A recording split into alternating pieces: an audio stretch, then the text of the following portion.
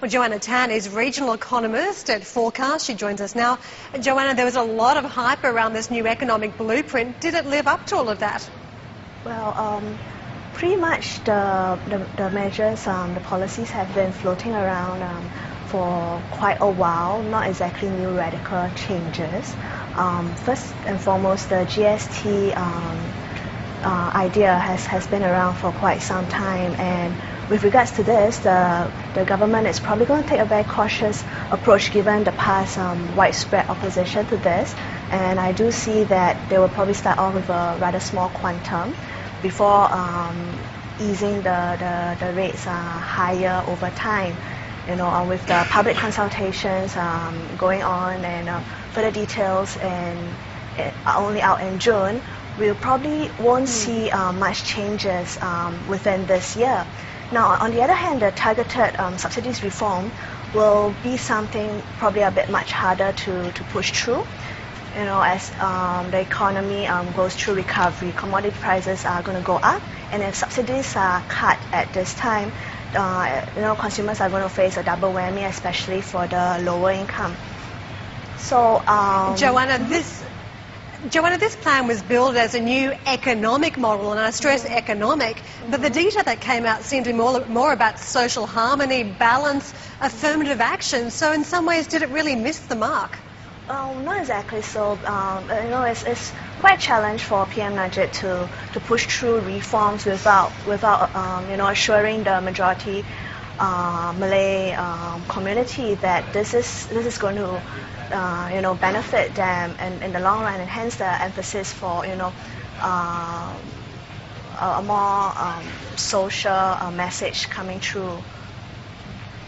Joe, you say there's not much of a paradigm shift here in terms of the new economic model, and there's going to be probably an enhanced focus on the centres of excellence that already prevail in Malaysia: right. Islamic finance, tourism, the electronic and electrical industry.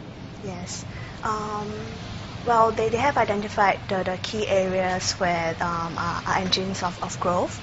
You know, definitely Malaysia has been trying to build a presence as Islamic finance sector, and we see last year, you know, PM Najib unveiling quite a few financial liberalization measures. You know, tourism will definitely remain a good diversification from its manufacturing base, and electronic and electrical has always been a mainstay of Malaysia's manufacturing sector.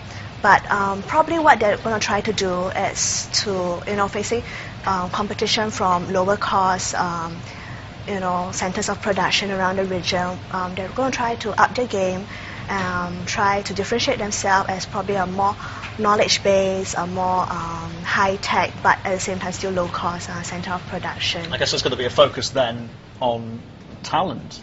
Yeah, that's right. So probably we could see some changes and rules bring in you know, foreign talents, and also in the local educational system. Looking forward, Joe, do you think the Prime Minister has enough political support to really steer through these reforms and changes towards a new economic model? Because as we know, and as we've been talking about, the race-based affirmative action, his incremental approach to reforming that, it still has proved very divisive. That's right. So it's definitely going to be a challenge for him to move forth these reforms. He's probably going to take a very you know, moderate, cautious approach, step action along the way. We're probably not going to see much radical changes, you know, happening too quickly, you know, overnight. Let's talk about the broader economic outlook in 2010 for the remainder of the year and into 2011. Is inflation a risk for the Malaysian economy, given the fact that food prices are starting to rise? They are starting to rise, but you know, subsidies are still in place to keep you know, prices down, and we have some fiscal buffer that obviously they're going to try and reform the subsidy system, but we will probably won't see that coming through within this year. So inflation has and it's going to look rather benign, and you know, BNN did a surprise rate hike just this month, but because of the inflation outlook, they are probably going to have enough policy space for interim pauses within the year. Probably in the May monetary meet, there are high risk of them increasing the rate by 25 basis points. You know, when they have been emphasizing on further normalization if necessary.